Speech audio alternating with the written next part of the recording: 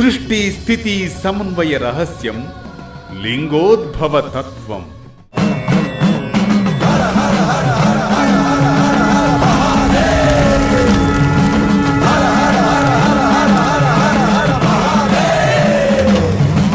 అనగనగా అది సృష్టికి ఆరంభ సమయం. బ్రహ్మ శ్రీ మహావిష్ణువుల మధ్య సృష్టికర్త ఎవరు అంటూ మొదలైన వాగ్వాదంతో సృష్టిలో సందిగ్ధత ఏర్పడుతుంది. సృష్టి స్తంభించిపోయే పరిస్థితి నెలకొన్న సందర్భమది. ఇదిగో చూడు బ్రహ్మ, సృష్టి నీవు చేశావు నిజమే, కాని ఆ సృష్టికి ప్రాణం నింపింది ఎవరు? ప్రాణం లేని శరీరం కేవలం మట్టి మాత్రమే కదా. నీవు విత్తనాన్ని నాటావు, దానికి జీవం ప్రసాదించిందెవరు? దీంతో బ్రహ్మ ఆగ్రహానికి గురవుతాడు. హరి, గుర్తుంచుకో, నీవు రక్షకుడవు మాత్రమే, సృష్టికర్తవు కాదు. నేను విత్తనాన్ని నాటితే ఆ విత్తనం పెరిగి పండే వరకు అనుగ్రహిస్తావు అంతే. ఏది ఏమైనా ఈ సృష్టికి మూలం నేనే సత్యం. నాకన్నా పైన ఎవరు? నేను స్వయంభువుడను. నాకు జన్మనిచ్చిన వారెవ్వరూ లేరు. ఆ మాటలతో ఆకాశం గర్జించింది. సృష్టి అంతా తేజో వేగం. విష్ణువు కళ్ళు ఎర్రబడ్డాయి. ఇదిగో బ్రహ్మ, నీ అహంకారం నీకు అంధత్వాన్నిచ్చింది. సృష్టి తత్వం తెలుసుకునే స్థితి నీకు లేదనిపిస్తోంది. అవును, ఆ విధంగానైనా నిరూపిద్దాం ఎవరు సత్యమో ఎవరు శ్రేష్ఠులో. అలా వాడి వేడిగా ఇద్దరి వాద ప్రతివాదనలు సాగుతున్న సమయంలో ఇరువురి మధ్య సంఘర్షణ. ఆ క్షణాన ప్రారంభమవుతుంది సృష్టికర్త బ్రహ్మ, సృష్టి రక్షకుడు మహావిష్ణువు మధ్య యుద్ధం. అది సృష్టి తత్వాల మధ్య పోరు, ఇద్దరి మధ్య మహాభీకర ప్రళయం. యుద్ధానికి దారితీస్తుంది. ఇరువురు అస్త్రాలతో ఒకరిపై ఒకరు తలపడతారు.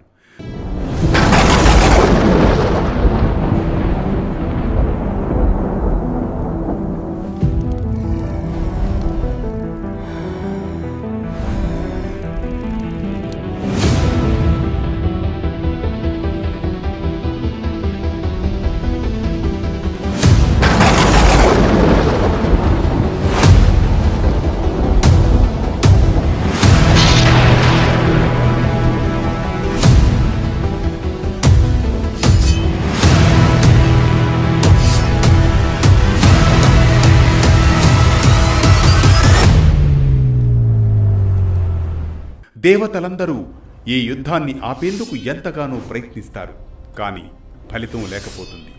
ఈ దశలో బ్రహ్మ పాశుపతాస్త్రాన్ని శ్రీ మహావిష్ణువుపై సంధిస్తాడు. అందుకు ప్రతిగా శ్రీ మహావిష్ణువు కూడా బ్రహ్మపై మహేశ్వరాస్త్రాన్ని ప్రయోగిస్తాడు. కాగా రెండు అస్త్రాలు కూడా శివశక్తులే, ఆ పరమేశ్వరుని దివ్య అస్త్రాలే. ఆ రెండు శక్తులు ఎదురెదురుగా వస్తే విశ్వం మిగులుతుందా? ఈ సమరాన్ని అంతా నిశితంగా గమనిస్తున్నాడు పరమేశ్వరుడు. లోకాలన్నీ ఈ పరస్పర యుద్ధంతో భీతిల్లిపోతాయి. అలాంటి సమయంలో వారిద్దరి మధ్య హఠాత్తుగా మహా తేజస్సుతో వెలిగిపోతూ ఆకాశం పొడుచుకుంటూ ఆద్యంతాలు తెలియకుండా అగాధమైన దివ్య తేజోరూపం, మహా దివ్య స్తంభ లింగరూపం ప్రత్యక్షమవుతుంది. దీంతో ఇరువురు ఆశ్చర్యచకితులై యుద్ధాన్ని పక్కన పెట్టేస్తారు. ఈ స్తంభం గురించి ఆలోచిస్తారు. ఏ దిశనో తెలియని ఒక అనంత అగ్ని శిఖరం పైకి పైకి ఎగసిపోతూ కనిపిస్తుంది. ఇద్దరూ క్షణం యుద్ధం ఆపి ఆ ప్రకాశాన్ని చూస్తూ నిలుచుండిపోతారు. ఆ అగ్ని శిఖరం అంతులేనిది. క్రింద ఎక్కడ ప్రారంభమైందో పైన ఎక్కడ ముగిసిందో తెలియదు. దాని తేజస్సు మెలమెలా మెరుస్తూ సృష్టిలోని సర్వ ప్రాణులకు చూపు లేని అంధకారాన్ని ఇస్తుంది. దీంతో విష్ణువు విస్మయంగా, ఈ తేజో స్తంభం ఎక్కడ నుండి ఉద్భవించింది అనగానే బ్రహ్మ కూడా ఇది మహత్తరమైన శక్తి కావచ్చుననిపిస్తోంది, నాకు అర్థం కావడం లేదు. ఆ క్షణంలో ఆకాశం నుంచి ఒక నాదం వినిపిస్తుంది. అది దివ్య సత్యనాదం. హరిబ్రహ్మలారా, జాగ్రత్తగా ఆలకించండి. ఇది మీకు పరీక్ష. ఈ దివ్య స్తంభం అగ్రభాగాన్ని ఒకరు, అడుగు భాగాన్ని మరొకరు చూసిరండి. ఎవరు ముందుగా వస్తే వారికే సర్వాధిపత్యం. మీలో ఎవరు సృష్టికి ఆద్యులో నిరూపించుకోవాలనుకుంటే ఈ తేజస్తంభానికి ఆది అంతం కనుక్కోండి. ఈ ఆకాశవాణి దివ్య వాక్కులతో ఇరువురు ఆశ్చర్యచకితులవుతారు.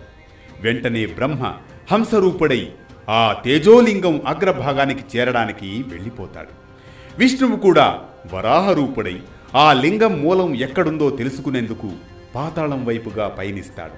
హరిబ్రహ్మలకు ఆ దివ్య తేజోరాశి ఆద్యంతాలు ఎంతకీ అంతుపట్టదు.